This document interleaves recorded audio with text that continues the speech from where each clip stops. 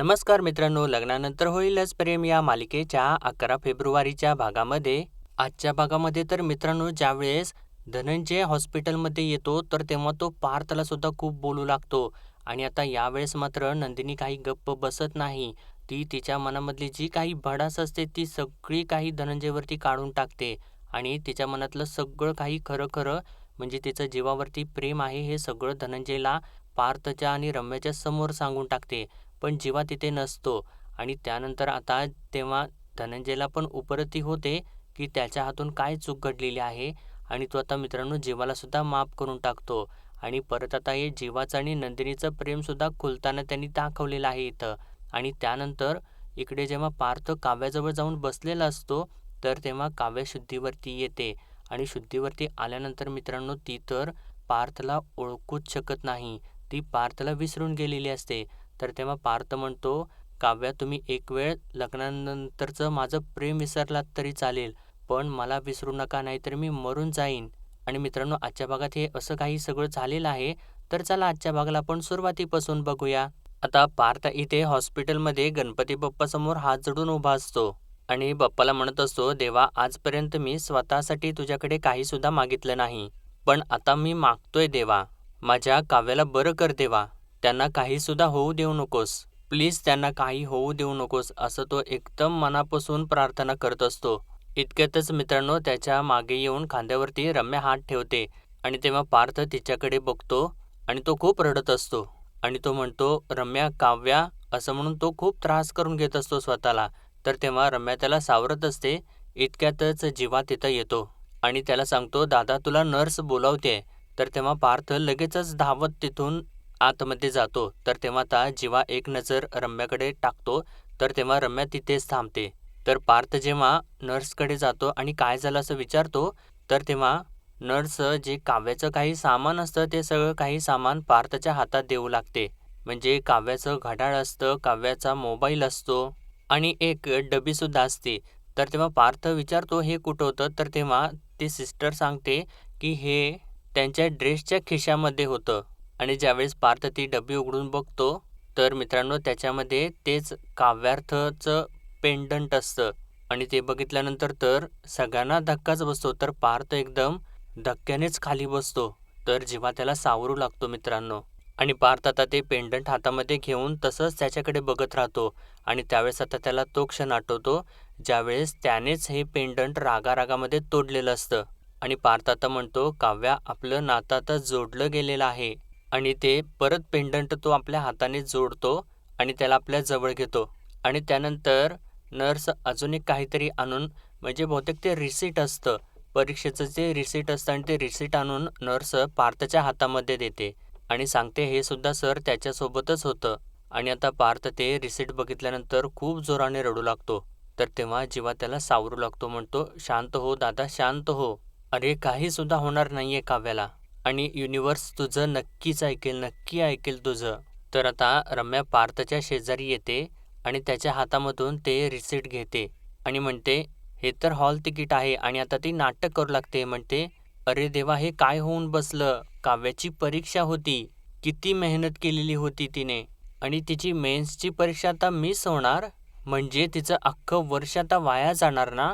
असं ती बोलत असताना आता जीवा तर रागारागतच तिच्याकडे बघत असतो. तर इकडे आता घरामध्ये मानिनी वसूला विचारते, बोला वसुताई मी काय विचारतेय, काय सुरू असतो तुमचं आणि रम्याचं 16 डिसेंबरबद्दल काय बोललात तुम्ही. तर वसू म्हणते, काही नाही ग बाई, अगं प्रसंग काय आहे आणि आपण भांडत काय बसलोय. तर मानिनी म्हणते, हे तुम्ही बोलताय. तर वसू आता शारदाला सांगू लागते, अगं शारदा मी खरंच सांगते तुला, काव्याचाच विचार चालू आहे मनात. ती बिचारी तिकडे मृत्यूशी झुंज देतीये. तुम्हा दोघींना कदाचित खरं नाही वाटणार ते, पण मला सुद्धा खरंच काळजी आहे, खरंच काव्याची काळजी आहे मला. नाही नाही मी एक काम करते, मी रम्याला फोन करून विचारते की तिकडं काय चाललेलं आहे ते, काव्य शुद्धीवरती आली आहे का नाही ते विचारते. कारण काय आहे ना, आजची रात्र खूप महत्त्वाची आहे, मी आलेच फोन करून आले, असं म्हणून ती तिथून आता सटकते. पण या दोघींना तर जाम शंका आलेली असते तिची. आणि आता ती निघून गेल्यानंतर परत मानिनीला त्रास होऊ लागतो आणि म्हणते, काव्याची खूप काळजी वाटते हो मला. तर तेव्हा शारदा मानिनीचा हात आपल्या हातामध्ये घेते तर मानिनी म्हणते, "मी यांना म्हणत होते की मला हॉस्पिटलमध्ये येऊ द्यात आणि हे असं घरामध्ये बसून बसून ना वेड लागल्याची वेळ येते. पण नाही, विक्रम मला म्हणाले की तू घरीच थांब आणि तुम्ही आलात ना तेव्हा मी देवाकडे हीच प्रार्थना करत होते की आपल्या काव्याला सुखरूप ठेव, लवकरात लवकर घरी पाठव." तर शारदा म्हणते, "आपण म्हणतो ना की माणसाच्या जीवापेक्षा काहीसुद्धा महत्त्वाचं नाही, पण काव्यासाठी तिची IASची एक्झाम खूप महत्त्वाची होती. परीक्षेच्या आधी शुद्धीवरती येईल ना काव्या?" असा ती आता प्रश्न उपस्थित करते. तर इकडे आता पार्थ नेमकं ते हॉलचं तिकीट आपल्या हातामध्ये घेतो आणि म्हणतो, "काव्य शुद्धीवरती येणार आणि पेपर लिहिणार आणि त्या शुद्धीवरती येणार आणि त्या पेपर लिहिणारच, मी त्यांना घेऊन जाणार." असं तो बोलत असतो. तर तेव्हा जीवा त्याला सावरू लागतो, म्हणतो, "हो हो, काव्याला काहीसुद्धा होणार नाही, तू शांत हो." असं तो बोलत असतो. इतक्यातच आता नर्स येऊन औषधाची चिठ्ठी देऊन जाते. तर तेव्हा जीवा आता औषधं आणायसाठी तिथून जातो आणि जाता जाता नंदिनीला तो सांगून जातो. आणि इतक्यातच इकडे आता जीवा जेव्हा बाहेर औषध आणण्यासाठी जात असतो, तर नेमकं तिकडून आता धनंजय आतमध्ये येत असतो. आणि तेव्हा ज्यावेळेस धनंजय जीवाला बघतो, तर तेव्हा जीवा त्याच्याकडे दुर्लक्ष करून फक्त त्याच्याकडे एकदा बघतो आणि रागारागात बाहेर निघून जातो. आणि त्यानंतर आता धनंजय आतमध्ये जातो आणि नंदिनीजवळ जाऊन म्हणतो, "नंदिनी, हे काय झालं, कधी झालं आणि तुला कधी समजलं हे?" "विक्रम मला बाहेर भेटला, तो डॉक्टरांशी चर्चा करत होता, पण अगं काय झालं हे? काव्याच्या डोक्याला दुखापत झालेली आहे का? अगं बोल ना, मला सांग ना काहीतरी." तर तेव्हा नंदिनी म्हणते, "हो बाबा, तुम्ही थोडंसं शांत व्हा प्लीज." पार्थ आणि काव्या एकत्र प्रवास करत असताना काही गुंडांशी त्यांची वादावाद झाली आणि त्यामधल्या एका गुंडाने काठी उगारली. असं ती सांगत असताना रम्या मध्येच बोलते आणि ती म्हणते, "काठी? अगं काठी नाही, हॉकी स्टिक उगारली होती ना त्या गुंडाने पार्थवरती." आणि त्यानंतर ती म्हणते, "पार्थचं लक्षच नव्हतं काका." आणि असं ती एकदम डिटेल्समध्ये सांगू लागते. आणि ती पुढं म्हणते, "काव्यामध्ये होती, म्हणजे काव्याचं लक्ष मागं गेलं, ती वाचवायला मध्ये आली आणि तिच्या डोक्याला दुखापत झाली." आणि पार्थला म्हणते, "पार्थ, असं कसं लक्ष नव्हतं तुझं? मागे वळून बघायचं होतंस ना तू? आज बघ ना बिचाऱ्या काव्याची काय अवस्था झालेली आहे." तर तेव्हा धनंजय खूपच चिडतो आणि म्हणतो, "एकदा का माझ्या दोन्ही मुलींचा जीव गेला की तरच मग सगळे देशमुख शांत होणार आहेत का?" असं म्हणून तो चिडचिड करत असतो. तर तेव्हा आता रम्या त्या गोष्टीचं सगळं काही व्हिडिओ शूटिंग करू लागते मोबाईलद्वारे. तर तेव्हा पार्थ आता धनंजयला शांत करत असतो. तर तेव्हा धनंजय त्याला म्हणतो, "खूप प्रेम होतं ना माझ्या मुलीवरती? मग तिची ही अशी अवस्था होईपर्यंत तुम्ही काय करत होतात पार्थ देशमुख? अहो, तुमच्यासाठी तिने वार झेलले. अरे, पुरुषासारखे पुरुष तुम्ही, स्वतःच्या बायकोला तुम्ही प्रोटेक्ट करू शकत नाही? असा कसा नवरा हा?" असं तो ओरडत असताना नर्स तिथं येते आणि म्हणते, "हळू बोला, हॉस्पिटल आहे हे." असं सांगून ती निघून जाते. आणि तेव्हा रम्या तर अजून व्हिडिओ शूटिंग करतच असते. तर पार्थ आता सांगू लागतो, "बाबा, त्यावेळेस सिच्युएशन वेगळी होती." तर धनंजय म्हणतो, "सिच्युएशन कुठलीही असली तरीसुद्धा प्रत्येक वेळेला माझ्याच मुलींचा बळी कसा जातो?" "अरे विक्रम, एवढा कर्तबगार, सेन्सिटिव्ह, वहिनी इतक्या प्रेमळ आहेत, म्हणून मी माझ्या दोन्हीसुद्धा मुलींचं लग्न देशमुखांच्या घरी करून दिलं. पण देशमुखांच्या पुढच्या पिढीवर चांगले संस्कारच झालेले दिसत नाहीत. ना तुम्हाला काव्याला जपता आलं, ना तुमच्या त्या भावाला, जीवाला, नंदिनीला सांभाळता आलं. मला तर ना असं वाटतं की मी माझ्या दोन्ही मुलींना ना विहिरीत ढकलून दिलं असतं तर बरं झालं असतं." असतो रागारागात बोलत असताना नंदिनी आता धनंजयला शांत करते. म्हणते, "बाबा, बास झालं, बास. गेले 21 दिवस मी तुमचं हेच सतत ऐकत आलेली आहे. आता बास झालं. आपल्या नात्याचा आणि तुमच्या वयाचा आदर राखून मी काही बोलले नाही. पण माझ्या गप्प बसण्याला माझं विकनेस समजू नका. आता खरंच अति होते बाबा." तर तेव्हा असं तिने बोलल्यानंतर धनंजयला धक्काच बसतो. तर पार्थ म्हणतो, "नंदिनी, मुलीच्या काळजीपोटीच बोलतायत ते, मी नाही जिव्हारी लावून घेणार." तर नंदिनी म्हणते, "कळलंत का तुम्हाला? हे आहेत देशमुखांचे संस्कार. तुम्ही चुकताय हे लख्ख कळतंय त्यांना. तरीसुद्धा त्यांनी एका शब्दाने सुद्धा तुम्हाला उलट उत्तर दिलं नाही. बाबा, मी सुद्धा खूप दिवस काहीच बोलले नाही तुम्हाला, कारण आम्ही मोठी भावंडं आहोत. आम्हाला ना आईवडिलांची चूक झाली तरीसुद्धा ऐकून घ्यायची सवय असते. आमच्या आयुष्याचे सगळे निर्णय आईवडीलच घेत असतात. कधीकधी वाटतं ना या 2 नंबरच्या भावंडांच्यासारखं बंडखोर व्हावं, म्हणजे निदान मनात येईल ते बोलून मोकळं तरी होता येतं. तर तेव्हा पार्थ नंदिनीला शांत करू लागतो. म्हणतो, "नंदिनी सावरा." तर नंदिनी म्हणते, "नाही पार्थ, तुम्हाला माहिती नाहीये. जीवा ना गेले 21 दिवस हातावरती काळीज घेऊन उभे होते माझ्यासाठी आणि मला हे सगळं काही कळत होतं. पण प्रत्येक वेळी मी बाबांचा विचार करूनच थांबले." आणि धनंजयला म्हणते, "बाबा, तुम्हाला त्या दिवशी माझं उत्तर ऐकायचं होतं ना? तर ऐका. जीवांचं प्रेम जिंकलेलं आहे आणि तुमचा आडमुठेपणा हरलेला आहे बाबा."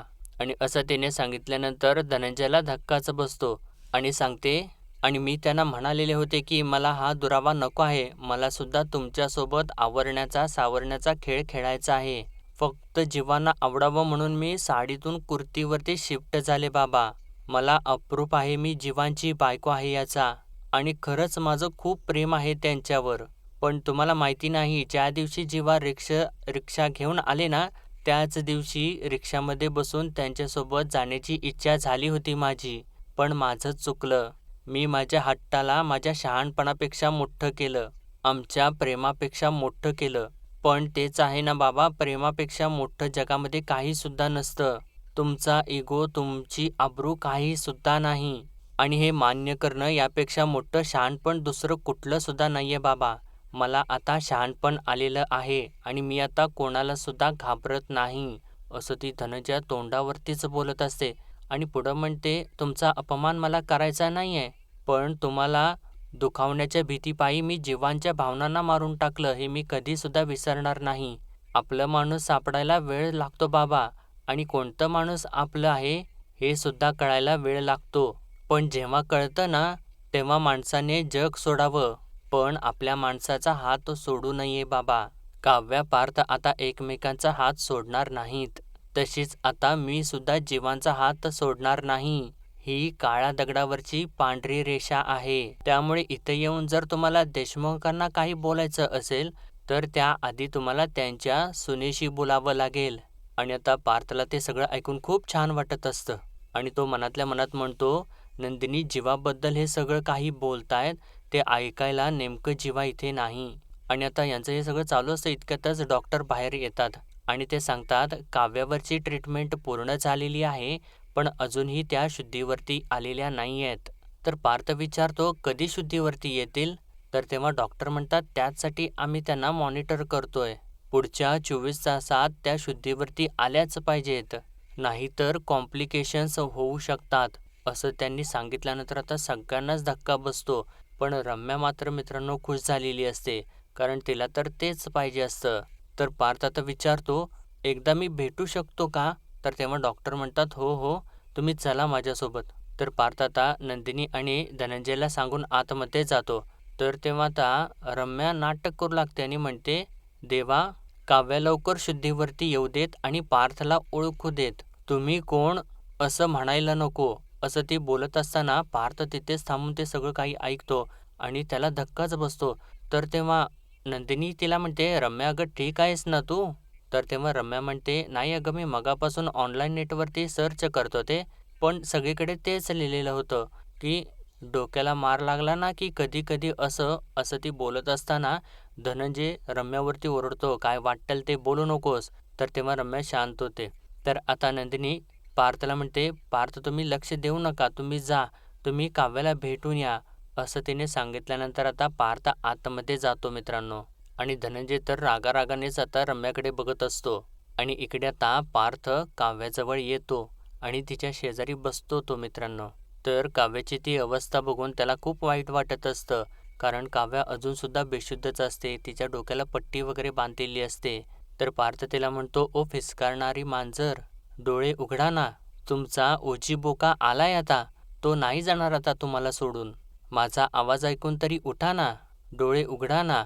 आणि त्यानंतर मित्रांनो रात्रीचे 1 वाजलेले असतात आणि धनंजय एकटाच बसलेला असतो आणि त्याला आता नंदिनीचे सगळे काही शब्द आठवत असतात, की ती म्हणत असते, "गेले 21-22 दिवस मी सगळं काही बघते, पण आता बास. तुमच्या वयाचा आदर राखून मी आता काही बोलले नाही, पण माझा गप्प बसण्याला माझा विकनेस समजू नका.